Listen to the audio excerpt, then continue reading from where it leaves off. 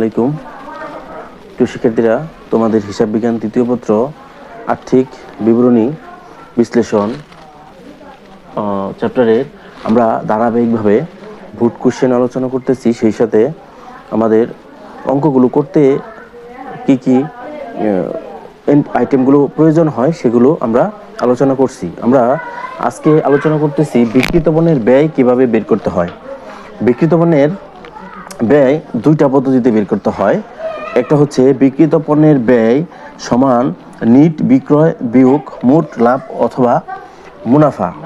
এখন এক্ষেত্রে অঙ্কের মধ্যে আমাদের বা প্রশ্নের মধ্যে তোমরা দেখতে পাবে যে অতিরিক্ত কিছু তথ্য প্রশ্নের নিচে দেওয়া থাকে বা অন্যান্য তথ্যাবলী এই কথাটা উল্লেখ করে কিছু তথ্য দিয়ে দেয়। সেক্ষেত্রে বিক্রিত পণ্যের ব্যয় নির্ণয় করতে হবে আমাদের নিট বিক্রয় অথবা মোট লাভ, নিট বিক্রয় বিয়োগ মোট লাভ অথবা মুনাফা থেকে যদি আমরা বিয়োগ করি তাহলে আমরা বিক্রিত পণ্যের ব্যয় পাবো।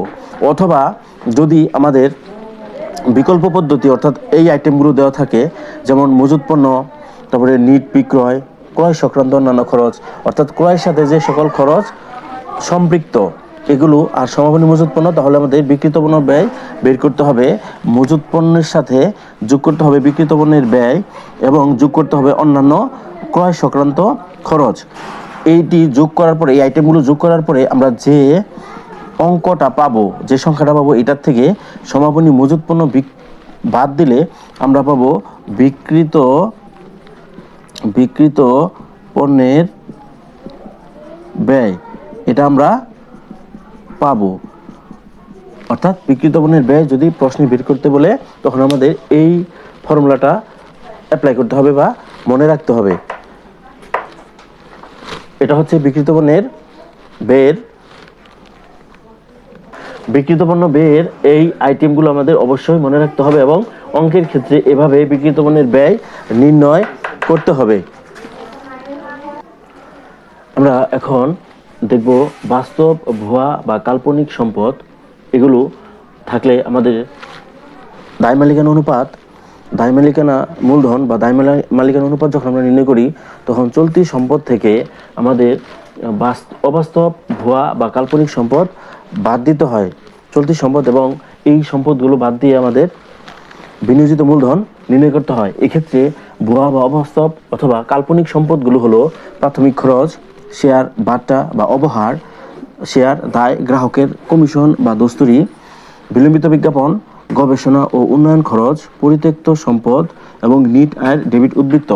এগুলো হচ্ছে অবাস্তব, ভুয়া বা কাল্পনিক সম্পদ। এগুলো এর সাথে চলতি দায়, যেগুলো আমরা পার্ট 3-তে অর্থাৎ পর্বে 3-এ আমরা আলোচনা করছি চলতি দায় সমূহ। এখন এইগুলো অবাস্তব সম্পদ আমাদের মনে রাখতে হবে।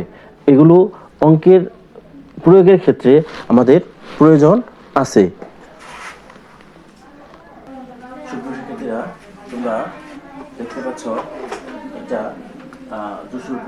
সুপ্রিয় শিক্ষার্থীরা, ক নম্বর প্রশ্ন হচ্ছে, আমি ডাকটা মুছে দিয়েছি। ক নম্বর প্রশ্ন হচ্ছে বিনিয়োজিত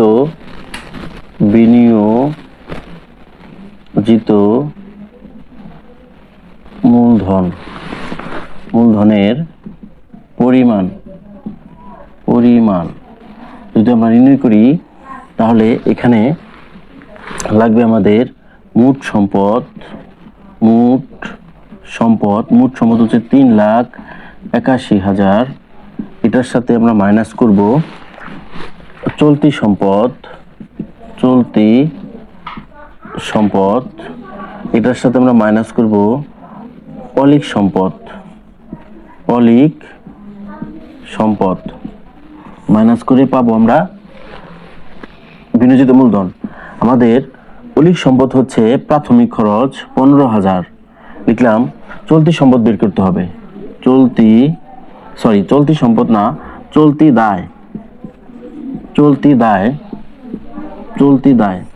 দায় এর অংশে আছে প্রদেয় হিসাব, প্রদেয় নোট, ব্যাংক জমাতিরিক্ত। তাহলে প্রদেয় হিসাব, প্রদেয় নোট, ব্যাংক জমাতিরিক্ত। তাহলে প্রদেয় হিসাবের ক্ষেত্রে টাকা আছে 60,000, প্রদেয় নোটস 10,000, আর ব্যাংক জমাতিরিক্ত হচ্ছে 11,000। এই মোট হচ্ছে 81,000 টাকা। আমরা 81,000 টাকা চলতি দায়। আর অলিক সম্পদ হচ্ছে প্রাথমিক খরচ, এটা অলিক সম্পদ 15,000। আমরা যদি বিয়োগ করি তাহলে আমরা পাবো 2,85,000 টাকা পাবো। এটা হচ্ছে আমাদের বিনিয়োজিত মূলধনের পরিমাণ।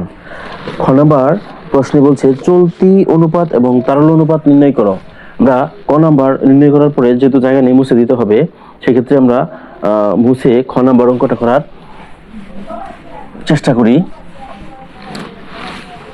খ নাম্বার হচ্ছে চলতি অনুপাত সমান চলতি সম্পদ ভাগ হচ্ছে চলতি দায়। এখন আমরা চলতি দায় বের করছি 81,000 টাকা, আর চলতি সম্পদ বের করতে হবে আমাদের। চলতি সম্পদ বের করি। চলতি সম্পদ হচ্ছে হাতে নগদ, মজুত পণ্য, প্রদেয় হিসাব,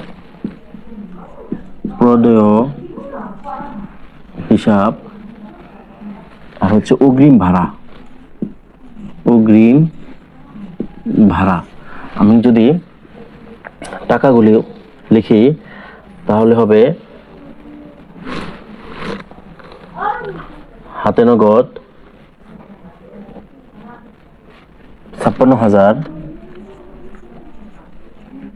মজুত পণ্য 60,000, প্রাপ্য হিসাব 50,000, অগ্রিম ভাড়া 8,000 টাকা। আমরা যদি যোগ করলে পাবো 1,74,000 টাকা পাবো। তাহলে আমরা চলতি সম্পদ লিখবো 1,74,000 টাকা। এটাকে যদি আমরা ভাগ করলে আমরা পাবো 2.15:1। এই হচ্ছে চলতি অনুপাতের নির্ণয়। এখন আমরা তারল্য অনুপাত যদি নির্ণয় করি তাহলে তারল্য অনুপাত সমান চলতি দায় আর হচ্ছে চলতি সম্পদ মাইনাস মজুত পণ্য।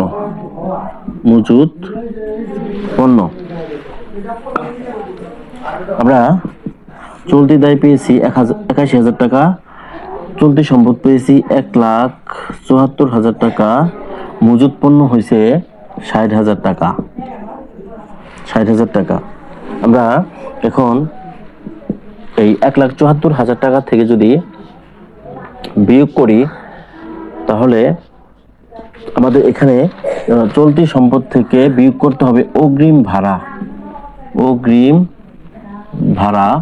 এই দুইটা ব্র্যাকেট দিয়ে যোগ দিয়ে দিই তাহলে হচ্ছে অগ্রিম ভাড়া হচ্ছে 8,000 টাকা। তাহলে আমরা যদি 1,74,000 টাকা থেকে 68,000 টাকা বিয়োগ করলে হবে, অর্থাৎ আমরা বিয়োগ করে যে মানটা হবে সেটা হচ্ছে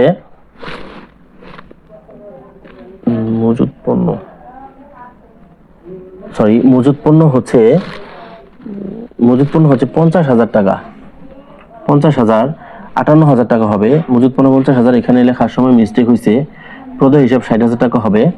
এখানে মজুত পণ্য হচ্ছে 50,000 আর অগ্রিম ভাড়া হচ্ছে 8,000, দুটো যোগ করলে হবে 58,000। 1,74,000 থেকে যদি 58,000 টাকা বাদ দেই তাহলে আমার থাকবে 1,16,000 ভাগ হচ্ছে 81,000। যদি ভাগ করি তাহলে আমরা অনুপাত হিসাবে পাবো 0.38:1। এটা হচ্ছে তারল্য অনুপাত। আমরা খ নাম্বার চলতি অনুপাত এবং তরল অনুপাত নির্ণয় করলাম। ঘ নম্বরে বলছে দায় মালিকানা অনুপাত ও মোট লাভ অনুপাত নির্ণয় করি। তাহলে আমরা দায় মালিকানা অনুপাত যদি নির্ণয় করি তাহলে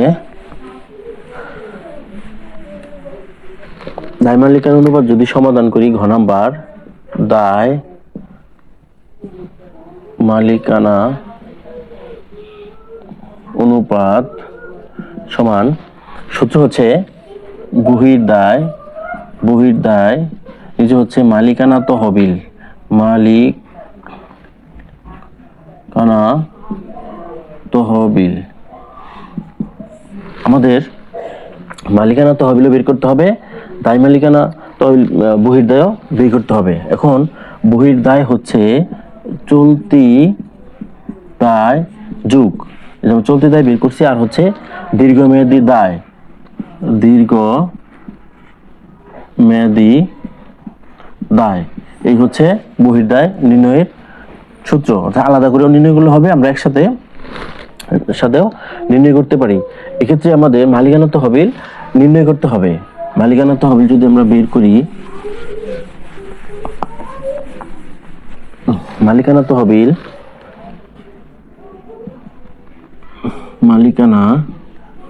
তহবিল তাহলে আসবে শেয়ার মূলধন সংরক্ষিত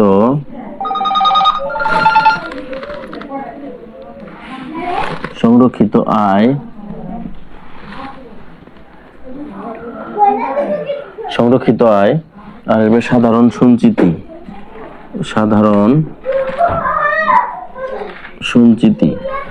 তাহলে সাধারণ শেয়ার আছে 2 লাখ টাকা, সংরক্ষিত আয় আছে 40,000 টাকা, আর আছে সাধারণ সঞ্চিতি 40,000 টাকা, মোট হইতেছে 2,80,000 টাকা। এটার থেকে আমাদের মাইনাস করতে হবে, যেহেতু মাইনাস হিসেবে আমাদের ডাকে দেওয়া আছে প্রাথমিক খরচ, মালিকানা তহবিল থেকে প্রাথমিক খরচ অর্থাৎ ভুয়া সম্পত্তি বাদ দিতে হবে। প্রাথমিক খরচ হচ্ছে 15,000, যদি আমরা বিয়োগ করি তাহলে হবে 2,65,000। এই হলো মালিকানা তহবিল 2,65,000। এখন দীর্ঘমেয়াদী দায়, চলতি দায় আমাদের ছিল